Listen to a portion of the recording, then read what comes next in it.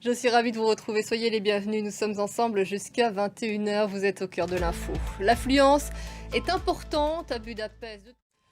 Qu'importe l'interdiction, des dizaines de milliers de personnes se sont retrouvées à Budapest pour la marche des fiertés LGBT.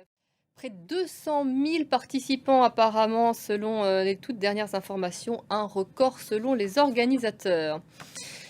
L'Iran organisait de son côté aujourd'hui les funérailles des hauts gradés scientifiques tués par Israël pendant la guerre éclair.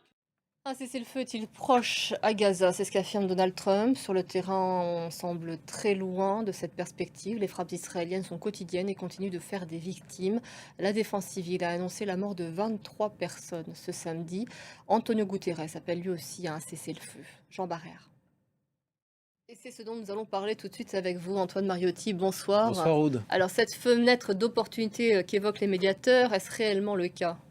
Oui, il y a une fenêtre d'opportunité. Je vous remercie beaucoup, Antoine.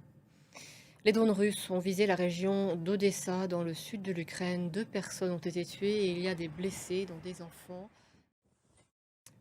Un mot de ce mariage tant décrié, tant décalé, avec ce dont on vous parle depuis le début de ce journal. Ils auraient dépensé près de 30 millions d'euros pour celui-ci, là aussi très en décalage avec ce dont on vient de parler avec Antoine Mariotti et ce qui se passe dans la bande de Gaza. De très nombreuses personnalités sont présentes, mais les Vénitiens, eux, goûtent peu ces festivités. On va en parler avec vous, Laura Rudo. Laura, une manifestation a été organisée à Venise aujourd'hui pour dénoncer donc ces festivités.